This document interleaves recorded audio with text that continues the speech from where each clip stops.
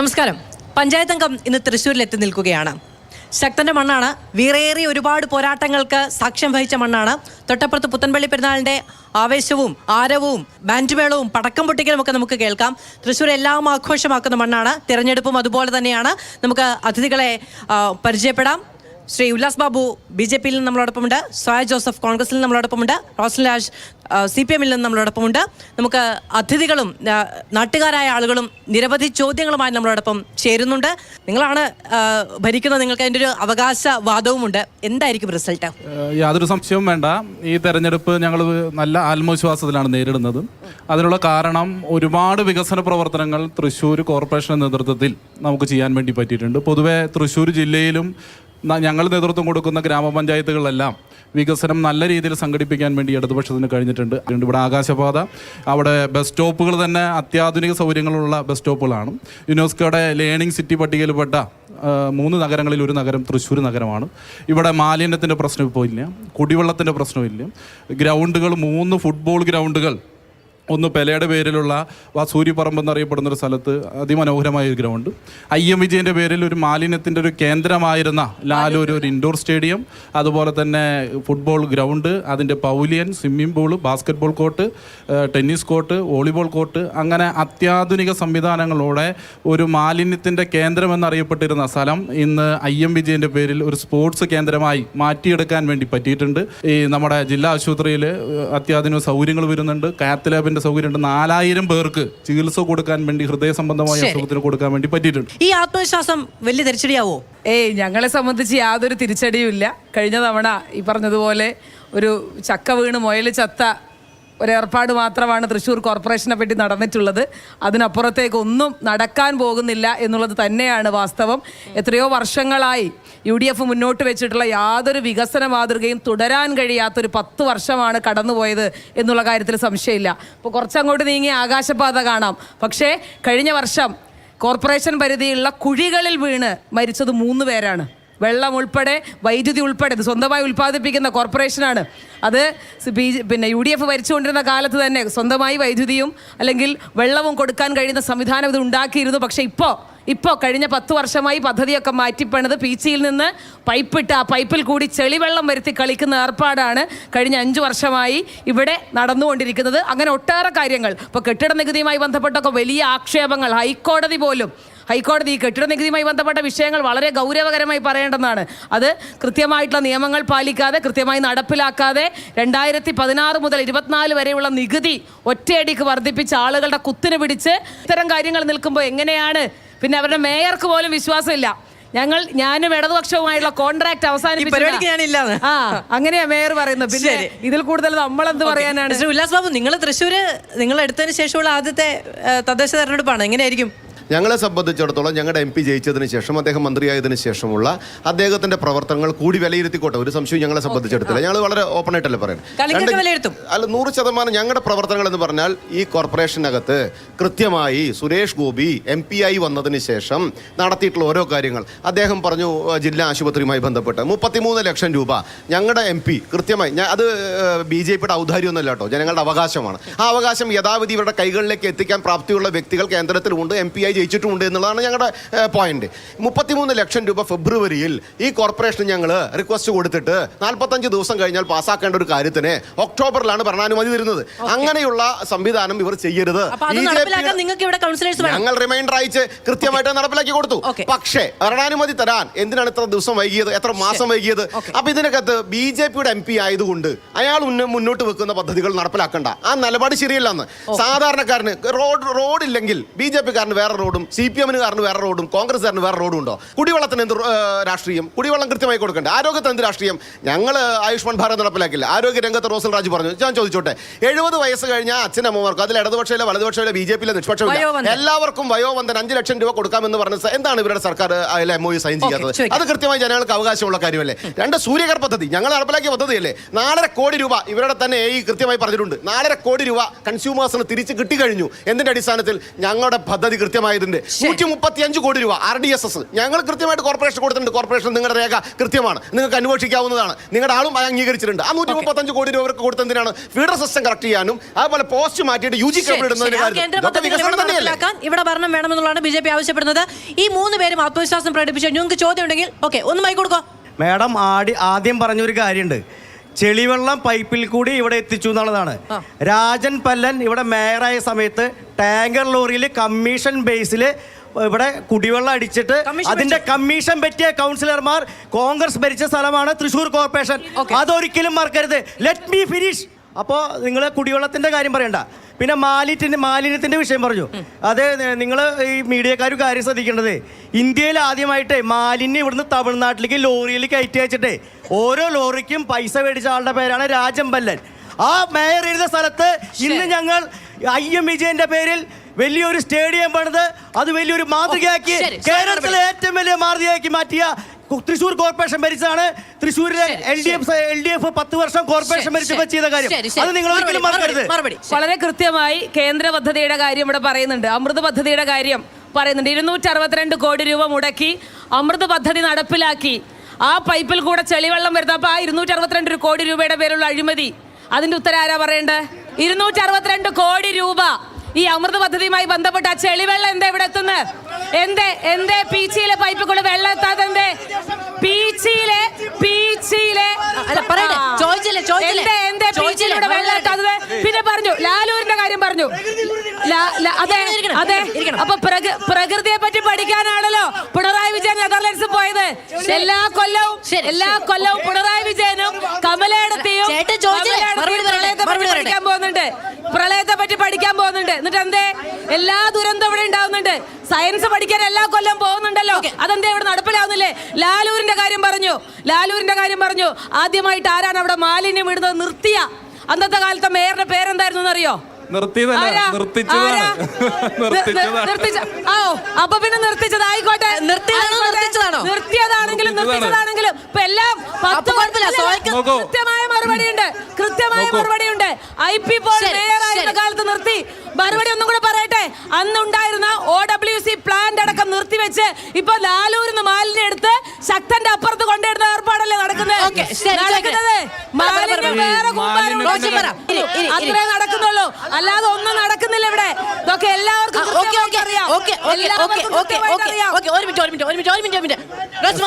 ഈ മാലിന്യത്തിന്റെ പ്രശ്നം പറഞ്ഞു. 2012 ശേഷം ഇവർ നിർത്തിച്ചെന്ന് പറഞ്ഞു. അതിനുശേഷം തൃശ്ശൂർ നഗരത്തിൽ ജീവിച്ചിട്ടുള്ള മനുഷ്യർക്ക് അറിയാം, ഓരോ മുക്കിലും മൂലയിലും മാലിന്യത്തിന്റെ കൂമ്പാരങ്ങളായിരുന്നു. ആ കൂമ്പാര പ്രശ്നം പരിഹരിക്കപ്പെട്ടത്, മാലിന്യ പ്രശ്നം പരിഹരിക്കപ്പെട്ടത് പിന്നീട് വന്ന ഇടതുപക്ഷത്തിന്റെ നേതൃത്വത്തിലുള്ള ഭരണസമിതി വന്നതിന്റെ ഭാഗമായിട്ട് ഒറ്റ കാര്യം കൂടി അതുപോലെ തന്നെ നേരത്തെ ഇവിടെ സൂചിപ്പിച്ചു, വൈദ്യുതിയുടെ കാര്യം സൂചിപ്പിക്കുന്ന ആളുകളെ നിങ്ങൾ ശ്രദ്ധിക്കണം. ഇന്ന് കഴിഞ്ഞ 10 വർഷമായി പവർ കട്ട് ഇല്ലാത്തൊരു സംസ്ഥാനത്താണ് പ്രിയപ്പെട്ടവരെ നമ്മൾ ജീവിക്കുന്നത്. ഈ പറഞ്ഞ ആളുകൾ പവർ കട്ട് കറണ്ട് കൃത്യമായി കൊടുക്കാൻ വേണ്ടി പറ്റാത്ത ആളുകളായിരുന്നു. പവർ കട്ട് ആ കുട്ടിയോട് ചോദിച്ചു എന്താ പവർ കട്ട് ചോദിച്ചാൽ അറിയില്ല.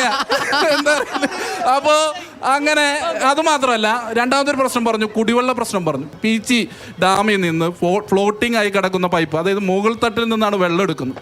ആ വെള്ളം എടുത്ത് താഴെ നിന്ന് എടുക്കാത്തതിന്റെ കാരണം ചെളിവെള്ളം വരും എന്ന പ്രശ്നത്തിന്റെ ഭാഗമായി ആ പ്രശ്നത്തെ പരിഹരിക്കാൻ വേണ്ടി ഫ്ലോട്ടിംഗ് സംവിധാനത്തിൽ കുടിവെള്ളം ശേഖരിച്ച് പൈപ്പുകൾ വഴി ഇവിടെ എത്തി ആദ്യം ഒരു പ്ലാന്റിൽ ശുചീകരിക്കപ്പെടും. അതിനുശേഷം അണുക്കളെല്ലാം വിമുക്തമാക്കി കുടിക്കാൻ വേണ്ടി പറ്റുന്ന സംവിധാനത്തിലേക്കുള്ള കുടിവെള്ളം കൊടുക്കുന്ന കോർപ്പറേഷനിലെ കൗൺസിലർമാർ ഉൾപ്പെടെ ചെളിവെള്ളം കൊണ്ട് മേയറുടെ മുൻപിൽ സമരം നടത്തിയത് വളരെ കുറഞ്ഞ 6 മാസം മുൻപാണ്. അപ്പൊ അതുകൊണ്ട് ഇവിടെ വന്നിരുന്ന ഇവർക്ക് ചെളിവെള്ളം കിട്ടില്ല. കാരണം ഇടതുപക്ഷക്കാരിനി ചെളിവെള്ളം കുടിച്ചാലും അത് ശുദ്ധമായ വെള്ളം എന്നേ പറയുള്ളൂ. അതുകൊണ്ട് ഇവരോട് 2 വീലറിന്റെ പേരിൽ പോലും കുടിവെള്ളം വിതരണം ചെയ്തതിന്റെ പേരിൽ കമ്മീഷൻ എഴുതി മേടിച്ചിട്ടുള്ള ഒരു ഭരണസമിതിയാണ് 2010-15 കാലഘട്ടത്തിൽ ഉണ്ടായിരുന്നത്. എല്ലാവർക്കും ബോധ്യമുള്ള കാര്യമാണ്. ഇതിനെക്കുറിച്ച് വിജിലൻസ് അന്വേഷണം വന്നിട്ടുള്ളതാണ്. ആ അന്വേഷണത്തിലെ ഒരു കുറ്റക്കാരാണ് തെളിയിക്കപ്പെട്ടിട്ടുള്ളതാണ്. അല്ലാന്ന് പറയട്ടെ, സമിതിയുടെ കീഴിൽ 11 ടൺ ചെമ്പ് കമ്പി കാണാനില്ല, അന്വേഷണം പോലും ഇല്ല. 11 ടൺ ചെമ്പ് കമ്പി കാണാനില്ല, 7 ബാറ്ററി കാണാനില്ല, അന്വേഷണം പോലും ഇല്ല. ഇതൊക്കെ എല്ലാവരും അറിയുന്ന കാര്യ. ചെളിവെള്ളം കുടിക്കേണ്ട ഗതികേട് UDF ഭരണസമിതിയിൽ ഉണ്ടായിരുന്നില്ല. എന്നാൽ ഇപ്പൊ ചെളിവെള്ളം കുടിക്കേണ്ട ഗതികേട് ആളുകളെ പഞ്ചായത്തുകളിലേക്ക് പോകണം. അവിടെ നിങ്ങൾക്ക് എല്ലാവർക്കും കാണിക്കാൻ സാധിക്കും. പണ്ട് സൈക്കിൾ കൊട്ട വെച്ച പോലെയാണ്. ഒരു കൊട്ട വെച്ചിട്ടുണ്ട്, ഒരു പൈപ്പ് വെച്ചിട്ടുണ്ട്, ഒരു തല വെച്ചിട്ടുണ്ട്. തുറന്നു കഴിഞ്ഞാൽ എന്നുള്ള ശബ്ദമേ ഉള്ളൂ. വെള്ളം വേണം. കുടിവെള്ള പ്രശ്നം പഞ്ചായത്തുകളിൽ ചെറിയ വിഷയമല്ല. അത് കമ്മ്യൂണിസ്റ്റുകാരന്റെ വിഷയമല്ല, കോൺഗ്രസ്സുകാരന്റെ എന്നല്ല, BJP എന്നല്ല, അത് വലിയ വിഷയം തന്നെയാണ്. അത് ഒരു മിനിറ്റ്. രണ്ട്, ഞാൻ ചോദിക്കട്ടെ, ഭരണനേട്ടം എന്ന് പറയപ്പെടുമ്പോൾ ഈ സാധാരണക്കാരൻ്റെ പ്രശ്നങ്ങൾ പരിഹരിക്കപ്പെടുന്നതിൽ എത്രത്തോളം ഇവർ വിജയിച്ചിട്ടുണ്ട് എന്നുള്ളത്, അതിദാരിദ്ര്യത്തിൻ്റെ കാര്യം ഏറ്റവും കൂടുതൽ 0 ആക്കി എന്നല്ലേ നമ്മൾ പറയുന്നത്. അങ്ങനെയാണെങ്കിൽ 26ാം ഡിവിഷൻ ഞാൻ കൃത്യമായിട്ട് പറയാമല്ലോ. 26ാം വാർഡ് ഇവരുടെ വർഗീസ് കണ്ടംകുളത്തി, വർഗീസായിട്ടുള്ള സ്ഥലത്താണ്. അവിടെ ഒരു ഉന്നതിയുണ്ട്. ആ മോഡേൺ ഉന്നതിയാണ്. അവിടുത്തെ അവസ്ഥ നിങ്ങൾ ആലോചിച്ച് നോക്കണം. അവിടെ കയറിക്കിടക്കാൻ കോല പോലും ഇല്ലാത്ത അവസ്ഥ ഉണ്ടായിരിക്കെ അതിദാരിദ്ര്യമില്ലാത്ത കേരളമായി ഇവരെ പ്രഖ്യാപിച്ചു എന്നുള്ളതുമാണ്. ആ പ്രഖ്യാപിക്കുന്ന സമയത്ത് ഇതേ കോർപ്പറേഷനിലാണ് ഈ വിഷയം. ഞാൻ കൃത്യം ഗേലോ ഇന്ത്യ പ്രൊജക്റ്റുമായി ബന്ധപ്പെട്ട് 13.5 കോടി രൂപ ഇവിടുത്തെ പാലസ് ഗ്രൗണ്ടിന് കൊടുക്കാമെന്ന് പറഞ്ഞ സമയത്ത് കോർപ്പറേഷൻ അതിന് ഭരണാനുമതി കൊടുത്തില്ല. പകരം ഇവർ ഇപ്പോൾ FCയുമായി ബന്ധപ്പെട്ട് വാടകയ്ക്ക് കൊടുത്തിരിക്കുകയാണ്. അല്ലെങ്കിൽ ഭരിക്കുന്നവന്റെ ഉത്തരവാദിത്തമാണ് ഭരിക്കപ്പെടുന്നവനെ കൃത്യമായി അവന്റെ അവകാശങ്ങൾ നടപ്പിലാക്കി കൊടുക്കുക. ആ നടപ്പിലാക്കുന്നതിൽ പരാജയപ്പെട്ട ഒന്നാം പാർട്ടിയവരും പരാജയപ്പെട്ട രണ്ടാം പാർട്ടിയവരായി നിൽക്കുമ്പോൾ അത് മാറ്റും എന്നുള്ളതാണ് ഞങ്ങളുടെ വാദം. ആ വാദത്തിൽ പരിപൂർണമായിട്ട് അവകാശികളായിട്ടുള്ള വോട്ടർമാർ അംഗീകരിക്കുമെന്ന് തന്നെയാണ് ഞങ്ങളുടെ വിശ്വാസം. അത് നടപ്പിലാവും. ഉല്ലാസ് ബാബു ഇതൊക്കെ പറഞ്ഞു, കേന്ദ്രം ഭരിക്കുന്നതാണെന്ന് പറഞ്ഞു. എന്തുകൊണ്ടാണ് കഞ്ചിക്കോട് കോച്ച് ഫാക്ടറി ഇവിടെ നിന്ന് മാറ്റി UP സ്ഥാപിച്ചതിന് എന്താണെന്ന് മനസ്സിലായില്ല. അതുപോലെ ഇവിടുത്തെ കിബി നിൽക്കുന്ന ഫണ്ട് അത് ഇവരെ ഈ കേന്ദ്ര വികസനത്തിലേക്ക് ഉൾക്കൊള്ളിച്ചു. ആലോചിച്ചോക്കണം. കേരളത്തിന്റെ ഇവരാണ് കേരളത്തിലെ വികസനം പറഞ്ഞത്. ആലോചിച്ച് നോക്ക് സാർ. ഞാൻ ചോദിച്ചോട്ടെ, അങ്ങും ഞാനും ഇവിടെ ജീവിച്ചിരിക്കുന്നുണ്ടല്ലോ. വന്ദേ ഭാരത് ട്രെയിൻ ഉണ്ടായിരുന്നു സാർ. 100% ഇലക്ട്രിഫിക്കേഷൻ ഉണ്ടായിരുന്നു സാർ. റെയിൽവേ വികസനത്തിനകത്ത് കേരളത്തിനോട് എന്നല്ല, ഇന്ത്യ മഹാരാജ്യത്ത് ഒരു സംസ്ഥാനത്തോടും ചിറ്റമ്മ നയം കേന്ദ്ര സർക്കാർ ചെയ്തിട്ടില്ല. രണ്ട്, നിങ്ങളുടെ വികസനം കൃത്യമായി മനസ്സിലാക്കിക്കൊണ്ടുള്ള കേന്ദ്ര സർക്കാർ വന്ദേ ഭാരത് അടക്കമുള്ള ട്രെയിനുകൾ, മറ്റ് ട്രെയിനുകൾ, കോച്ചുകൾ കൃത്യമായി തന്നെ തന്ന് ഈ കേരളത്തിനോട് നീതി പുലർത്തിയിട്ടുള്ള കാര്യത്തെ എന്തുകൊണ്ടാണ് സാർ രാഷ്ട്രീയത്തിന്റെ പേരിൽ അംഗീകരിക്കാത്തത്? എന്താണ് സാർ അങ്ങ് വന്ദേ ഭാരതിൽ യാത്ര ചെയ്യുമ്പോൾ അതിനെ ബഹുമാനിക്കുന്നില്ലേ സാർ? അങ്ങ് 100% ഇലക്ട്രിഫൈഡ് ചെയ്തത് 100% ഇലക്ട്രിഫൈഡ് ചെയ്തത് അംഗീകരിക്കുന്നുണ്ടോ? ജലജീവൻ പദ്ധതിയുടെ ഭാഗമായി കേന്ദ്ര വിഹിതം കൃത്യമായി പഞ്ചായത്തുകൾ അടക്കമുള്ള സ്ഥലത്ത് കൊടുത്തത് അങ്ങ് അംഗീകരിക്കുന്നുണ്ടോ ഇല്ലയോ? തദ്ദേശ സ്വയംഭരണ സ്ഥാപനങ്ങളിലേക്ക് 50% പദ്ധതി വിഹിതം വെട്ടിക്കുറച്ച് ഇടതുപക്ഷ രാഷ്ട്രീയത്തെ അങ്ങ് അംഗീകരിക്കുന്നുണ്ടോ ഇല്ലയോ? ചോദിച്ചോട്ടെ സാർ. ജലജീവൻ പദ്ധതി ആയിക്കോട്ടെ. കർഷകന്റെ പ്രശ്നം സാർ, 3 മാസവും 4 മാസവും ക്ഷേമ പെൻഷൻ മുടക്കി വെച്ച എന്ത് അടിസ്ഥാനത്തിലാണ് സാർ? ഇന്നത്തെ വിശപ്പ് നാളെ ഊണ് കഴിച്ചാൽ മാറുമോ? ചോദിക്കോട്ടെ. ഇങ്ങനെയുള്ള കാര്യം നിങ്ങൾ ക്ഷേമ പെൻഷൻ കൊടുത്തു, വികലാംഗ ക്ഷേമ പെൻഷൻ കൊടുത്തോ, കെട്ടിട തൊഴിലാളി ക്ഷേമ പെൻഷൻ കൊടുത്തോ, തയ്യൽ തൊഴിലാളി ക്ഷേമ പെൻഷൻ കൊടുത്തോ? അന്നം, വെള്ളം, വെളിച്ചം, ആരോഗ്യം, വിദ്യാഭ്യാസം ഇത്യാദി കാര്യങ്ങൾ കേന്ദ്ര സർക്കാർ നടപ്പിലാക്കുന്ന പദ്ധതികളെ കുറിച്ച് ബോധ്യമില്ല സാർ. നിങ്ങൾക്ക് അത് അംഗീകരിക്കാൻ പറ്റില്ല. ഉല്ലാസ് ബാബു സാർ, വന്ദേ ഭാരത് ഇവിടെ ഓടാനുള്ള കാരണം കറക്റ്റായിട്ട് ടിക്കറ്റ് എടുക്കണ ഇന്ത്യയിലെ ആകെ ഒരു സംസ്ഥാനം കേരളമാണ്. വന്ദേ ഭാരത് നല്ലതാണോ? വന്ദേ ഭാരത് നല്ലതാണോ പൊട്ടയാണോ? വന്ദേ ഭാരത് ഏറ്റവും കൂടുതൽ ലാഭത്തിൽ പോകുന്നത് കേരളത്തിലാണ്. വന്ദേ ഭാരതിൽ യാത്ര ചെയ്ത ആളുകളുണ്ടോ? നമ്മുടെ നാട്ടിൽ ജീവിക്കുന്ന ആളുകൾ സാധാരണക്കാർ 1200 രൂപ ചുരുങ്ങിയത് വേണം തിരുവനന്തപുരത്തേക്ക് എത്താൻ വേണ്ടി. ചില ടിക്കറ്റിന് 1700 രൂപ വരും. ഞങ്ങൾക്ക് വേണ്ടത് സാധാരണക്കാരാകുന്ന മനുഷ്യർക്ക് സുഖകരമായി യാത്ര ചെയ്യാൻ വേണ്ടി പറ്റുന്ന സ്ലീപ്പർ കോച്ചുകളുടെ എണ്ണമാണ് ഇവിടെ വർദ്ധിപ്പിക്കേണ്ടത്. ഒരാൾ കള്ളു കുടിച്ച് ഒരു സ്ത്രീയെ ട്രെയിനിൽ നിന്ന് തള്ളിയിട്ട അനുഭവം ഈ കേരളത്തിലുണ്ട്. അത് എന്തുകൊണ്ടുണ്ടാവുന്നു? അതുമാത്രമല്ല, ഇവിടെ വലിയൊരു പ്രശ്നമാണ് toll plaza. Paliyekkara toll plaza BJP അധികാരത്തിൽ വരുന്ന മുന്നേ എന്തായിരുന്നു ഒരു വാഗ്ദാനം? ആ ടോൾ പ്ലാസ ഞങ്ങൾ അധികാരത്തിൽ വരാണെങ്കിൽ ഞങ്ങൾ അവിടെ നിർത്തലാക്കും. ഇപ്പൊ അതിന്റെ കാലാവധി കഴിയാൻ വേണ്ടി പോവാ. അത് മാത്രമല്ല, അവിടെ ദീർഘകാലം യാത്രാ ദുരിതം ഒറ്റ മിനിറ്റ് യാത്രാ ദുരിതം അനുഭവിച്ചു.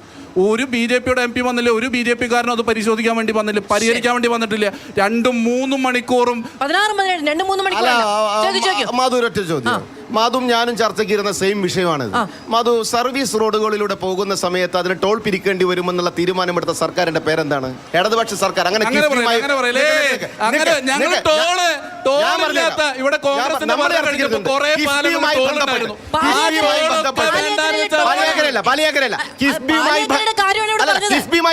കേരളത്തിൽ മൊത്തം ചുങ്കപ്പിരിവ് വേണ്ടി വരും എന്ന് പറഞ്ഞത്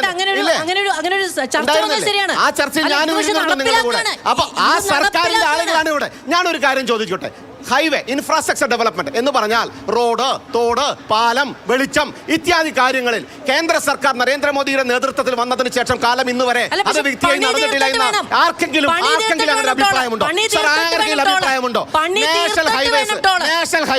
നാഷണൽ ഹൈവേസ് പണി തീർക്കാൻ കൃത്യമായിട്ട് ടോൾ നടപ്പിലാക്കുന്നില്ലേ? പണി തീർക്കാൻ ഞാൻ ടോൾ ചോദിക്കട്ടെ, പിരിക്കാമോ? നാഷണൽ ഹൈവേസ് പണി നടപ്പിലാക്കുന്ന തീർക്കാതെ സമയത്ത് ടോൾ പിരിക്കാമോ? നാഷണൽ ഹൈവേസ് കൃത്യമായി നടപ്പിലാക്കുന്ന പണി സമയത്ത് തീർക്കാതെ ടോൾ പിരിക്കാൻ പറ്റുമോ? ഞാൻ പറയട്ടെ Straight question അല്ലേ? മാധു, പണി സ്ട്രേറ്റ് തീർക്കാൻ- ചോദ്യമല്ലേ പറഞ്ഞേ? അല്ല, പണി നാഷണൽ ഹൈവേ തീർക്കാൻ ടോൾ ഇൻഫ്രാസ്ട്രക്ചർ പിരിക്കാമോ? വൃത്തിയായി ചെയ്യുന്ന സമയത്ത് അതിന് വരുന്ന പണി ചെലവുകൾ തീർക്കാതെ കൃത്യമായിട്ട് ഇൻവെസ്റ്റ് ടോൾ ചെയ്യുന്നവന് കൃത്യമായി പിരിക്കാമോ? കൈകാര്യം ചെയ്യേണ്ടി വരും. പണി അതിനെന്താ തീർക്കാതെ വിരോധമുള്ളത്? ടോൾ പിരിക്കാമോ? അതിനകത്ത് നിങ്ങൾക്ക് അങ്ങനെ അതിനകത്ത് ചെയ്യാൻ യാത്ര പറ്റില്ല. ചെയ്തവർക്ക് അതിന്റെ അങ്ങനെ ഗുണമുണ്ടെന്നേ. പണി 7 തീർക്കാൻ മണിക്കൂർ കൊണ്ട് 7 മണിക്കൂർ കൊണ്ട് തിരുവനന്തപുരത്ത് പോകുന്നവർക്ക് 5 മണിക്കൂർ കൊണ്ടാകുന്ന പണി സമയത്ത് തീർക്കാതെ ടോൾ അവന് കിട്ടുന്ന പിരിക്കാൻ വിഹിതത്തിന്റെ ഒരു വിഹിതം സ്വാഭാവികമായിട്ട് ടോളായിട്ട് പിരിക്കപ്പെടുന്നതാവും. എന്തായാലും പ്രയാസമുള്ളത്. ഈ പറഞ്ഞ റോഡുകളൊക്കെ 7 ദിവസത്തിനുള്ളിൽ പൊളിഞ്ഞു പോയിട്ടുണ്ട്. ഈ നരേന്ദ്രമോദി സർക്കാർ പണിത റോഡുകൾ മുഴുവനും മോഡി ഇന്ത്യയിലെ സർക്കാർ എല്ലാ നേരിട്ട് സ്ഥലത്തും. വന്നല്ലോ സർ. കോൺട്രാക്ടർമാരെ ചെയ്തിട്ടുണ്ടെങ്കിൽ അവരെ കൃത്യമായിട്ട് നടപടി അത് എടുത്ത് അവരെ ബ്ലാക്ക് ലിസ്റ്റ് ചെയ്തുകൊണ്ട് മോദി സർക്കാരിന്റെ കീഴിലുള്ള പ്രവൃത്തി ചെയ്യും. പണികളല്ലേ? അത് ഇപ്പൊ നിരവധി എന്തിനു പാലങ്ങൾ പറയുന്നത്? എന്താണ് കേരളത്തിൽ സർ പാലാരിവട്ടം പാലം വീണത് കണ്ടില്ലേ സർ? നിരവധി സർക്കാരുകൾ എന്താണ് സർ നിങ്ങൾ കേരളത്തിലെ കാര്യങ്ങൾ പറയുന്ന സമയത്ത് കേന്ദ്രത്തിലേക്ക് മാത്രം നോക്കുന്ന കണ്ട് നിങ്ങൾക്കുള്ളത്? ഈ കേരളത്തിലെ കാര്യങ്ങൾ നോക്കുന്ന കേന്ദ്രത്തിലേക്ക് മാത്രം നോക്കുന്നത്, നിങ്ങളുടെ വികസന പദ്ധതികൾ മാത്രം കാണാതിരിക്കുന്നത്, നിങ്ങൾക്ക് കാണുന്ന വികസന പദ്ധതി എന്താണ് നടപ്പിലാക്കുന്നത്? ഒരു ചോദ്യം, ഇവരെത്ര സ്റ്റേറ്റിൽ ഭരിക്കുന്നുണ്ട്? അവിടെ ഈ സംഭവം ഇല്ലാണ്ടാക്കിയിട്ടുണ്ട് അതിദരിദ്രമുക്തി. ഞാനൊരു കാര്യം ചോദിക്കട്ടെ, ബീഹാറിൽ തെരഞ്ഞെടുപ്പ് കഴിഞ്ഞതും ഹരിയാനയിൽ തെരഞ്ഞെടുപ്പ് കഴിഞ്ഞപ്പോഴും വാർത്ത വായിച്ചതിൽ മധു ഉണ്ടായിരുന്നല്ലോ അല്ലേ? ബീഹാറിൽ തെരഞ്ഞെടുപ്പ് കഴിഞ്ഞപ്പോൾ ഇടതുപക്ഷത്തിന്റെ പാർട്ടി ഓഫീസ് അവിടെ വിക്കാട്ടിരിക്കുക, എലികളും ആളുകളും കയറിയിട്ട്. ആരെങ്കിലും ഉണ്ടെങ്കിൽ പോയി മേടിച്ചോ?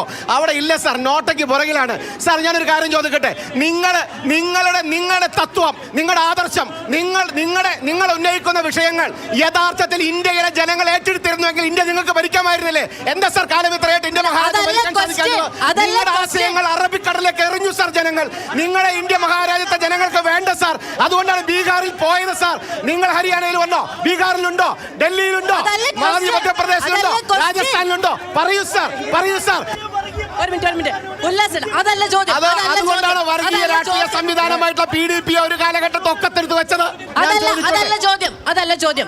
എന്തുകൊണ്ടാണ് നിങ്ങൾ ഭരിക്കുന്നിടത്ത് അതിദാരിദ്ര്യ നിർമ്മാർജ്ജനം ഇല്ലാത്തത്? നമുക്ക് അതിനകത്ത് ഒരു 5 മിനിറ്റ് എനിക്ക് തരുമോ? ഇല്ല, ഞാൻ 5 മിനിറ്റ് തരാൻ പറ്റില്ല. 2 മിനിറ്റ് തരാമോ? ഇല്ല, 2 മിനിറ്റ് തരാമോ? ഒറ്റ മിനിറ്റ്. ബീഹാർ പോലെയുള്ള ഏറ്റവും പിന്നോക്കമുണ്ടായിരുന്ന സംവിധാനത്തിൽ അവിടെ കാർഷിക വിപ്ലവത്തിന്റെ അടിസ്ഥാനത്തിൽ, അവിടെ ഇൻഡസ്ട്രിയൽ വിപ്ലവത്തിന്റെ അടിസ്ഥാനത്തിൽ കൃത്യമായി ജനങ്ങൾ അവർക്ക് വേണ്ട കാര്യങ്ങൾ ചെയ്തു കൊടുത്തതിന്റെ അടിസ്ഥാനത്തിൽ വീണ്ടും അധികാരത്തിൽ BJP ഏറ്റിയല്ലോ. ഇവരുടെ CPM ഉണ്ടായിരുന്നല്ലോ. ഏറ്റവും കൂടുതൽ എന്തുകൊണ്ടാണ് ആ മാറ്റങ്ങൾ RJD-യുടെ കൂടെ ഇതേ കോൺഗ്രസ് കൂടി, അതേ കമ്മ്യൂണിസ്റ്റ് പാർട്ടി കൂടി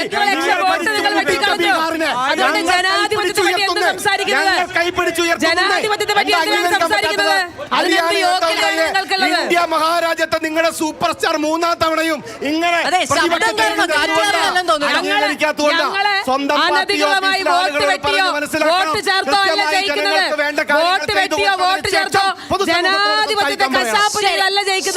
ശരി, ഒരു മിനിറ്റ് മാം പറയൂ, ചോദിക്കൂ. ആരോടെ ചോദ്യം?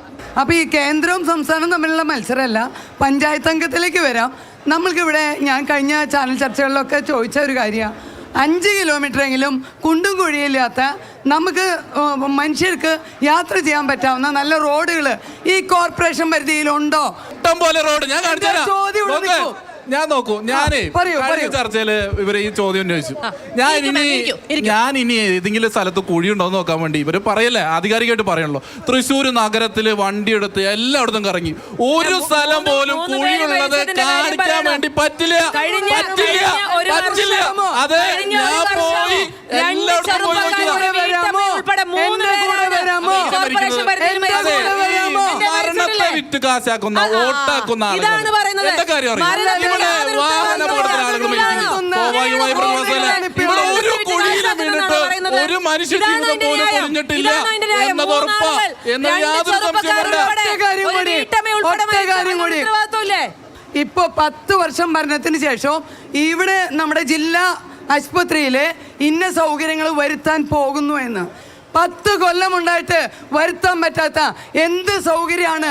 തൃശ്ശൂര് കോർപ്പറേഷൻ ആശുപത്രിക്കകത്ത് അൾട്രാസൗണ്ട് സ്കാൻ ഉണ്ട്, സ്കാൻ സംവിധാനം ഉണ്ട്, മാമോഗ്രാം ഉണ്ട്, അതുപോലെ ഗ്യാസ്ട്രോസ്കോപ്പി ഉണ്ട്, കൊളോണോസ്കോപ്പി ഉണ്ട്, ആർത്രോസ്കോപ്പി മെഷീൻ ഉണ്ട്, MR ലാബ് ഉണ്ട്.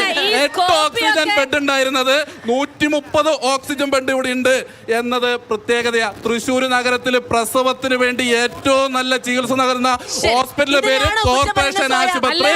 ഇതിന് കൂടുതൽ ഒരാൾക്കോ ഒന്നും ചെയ്യാൻ വേണ്ടി പറ്റില്ല. കഴിഞ്ഞ ഒരു മാസം കൊണ്ട് ഈ സംസ്ഥാനത്ത് ആരോഗ്യരംഗത്ത് അനാസ്ഥ കൊണ്ട് മരിച്ചുപോയ ആളുകളുടെ കണക്ക് കൂടെ ഒന്ന് പറയണം. കൈരളി നോക്കാറുണ്ടല്ലോ, ദേശാഭിമാനി വായിക്കാറുണ്ടല്ലോ, അത് മതി നിങ്ങൾക്ക്, അത് മതി. കേരളത്തെ സംബന്ധിച്ച് അനാരോഗ്യരംഗമായി, കേരളത്തിന്റെ ആരോഗ്യരംഗത്തെ അനാരോഗ്യരംഗമായി മാറ്റി. പറഞ്ഞില്ലല്ലോ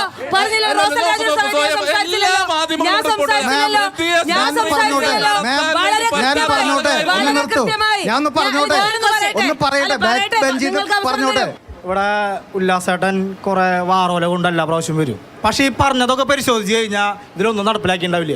ഇപ്പൊ പുലിക്കളിയുടെ കേസ് കുറച്ചു മുമ്പേ ഉണ്ടായതാണ്. ഇപ്പൊ സുരേഷ് ഗോപി പറയുന്നത് കേരള ടൂറിസം വകുപ്പ് എന്തുകൊണ്ട് ഇത് കൊടുക്കാൻ സമ്മതിക്കില്ല എന്നാണ് പറയുന്നത്. സുരേഷ് ഗോപിക്ക് കൊടുക്കാൻ വകുപ്പില്ല. ഫണ്ട് പാസ്സാക്കി എന്ന് പറഞ്ഞിട്ട് ഒരു 3-3.5 ലക്ഷം രൂപ കൊടുത്തു എന്ന് പറഞ്ഞിട്ട് ഓരോ ടീമിനും കൊടുത്തു എന്ന് പറഞ്ഞിട്ട് നാട് മുഴുവൻ ഫ്ലക്സ് വെച്ചു. കേരളത്തിന്റെ ടൂറിസം വകുപ്പ് കൊടുക്കണം എന്നാ. 1 ലക്ഷം രൂപ തഞ്ചാവൂർ കൾച്ചറൽ സൊസൈറ്റിയുടെ ഭാഗമായിട്ടും 3 ലക്ഷം രൂപ കേന്ദ്ര ടൂറിസം വകുപ്പിന്റെ കീഴിലും ഈ കേരളത്തിന്റെ ടൂറിസം സെക്രട്ടറി ആയിട്ടുള്ള ബിജുവിനോട് നിങ്ങൾ ചോദിക്കണം, തൃശ്ശൂരിലെ കളക്ടറോട് ചോദിക്കണം. കൃത്യമായി കേന്ദ്ര സർക്കാർ സാങ്ഷൻ ചെയ്തു കൊടുത്തു. പ്രൊവൈഡഡ് കണക്ക് അവിടെ കൊടുത്തതിന് ശേഷം റീംബേഴ്സ് ചെയ്ത് വാങ്ങിച്ചോളാൻ പറഞ്ഞു. കാലം ഇന്ന് ഈ നിമിഷം നമ്മൾ സംസാരിക്കുന്ന നിമിഷം വരെ ഇന്നും സുരേഷ് ഗോപിയുമായിട്ട് സംസാരിച്ചതാ.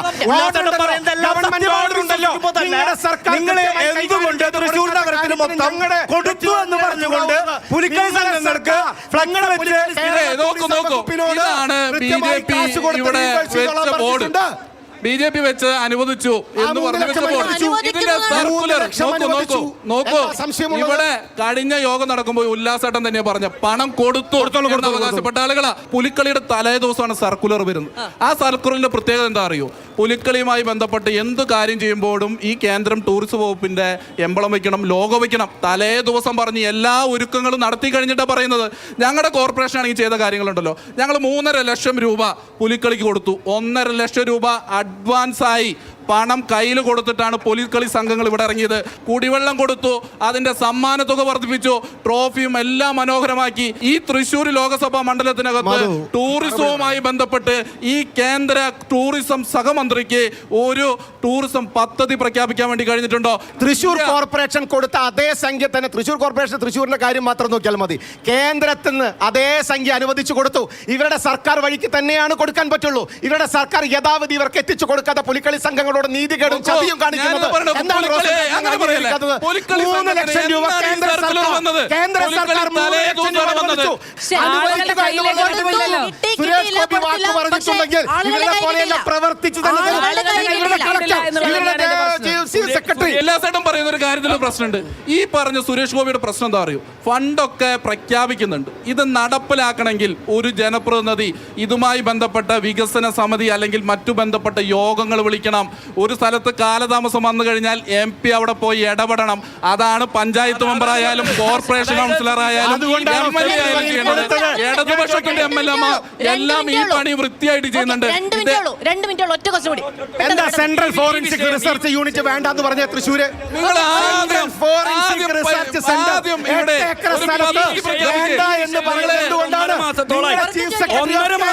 എന്തുകൊണ്ടാണ് അത് വേണ്ടെന്ന് പറഞ്ഞത്? സെൻട്രൽ ഫോറൻസിക് റിസർച്ച് സെന്റർ തൃശ്ശൂരിൽ കൊണ്ടുവരാമെന്ന് പറഞ്ഞ MP-യോട് വേണ്ടെന്ന് പറഞ്ഞ ചീഫ് സെക്രട്ടറി കേരള സർക്കാരിന്റെ ഈ വിഷയം ഉയർന്നു വന്നിട്ട്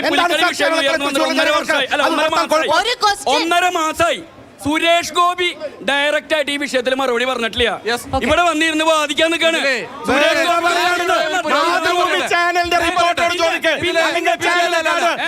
ഗോപി മന്ത്രി കൃത്യമായി മാതൃഭൂമിയോട് മറുപടി പറഞ്ഞിട്ടുണ്ട്.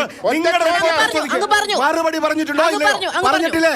ഞങ്ങൾ അനുവദിച്ചിട്ടുണ്ടോ ഇല്ലയോ? അനുവദിച്ചിട്ടില്ലേ? കണക്ക് കൊടുക്കാത്ത കേരള സർക്കാരല്ലേ? കേരള സർക്കാർ പുലിക്കളിക്കാരെ ചതിച്ചവരല്ലേ?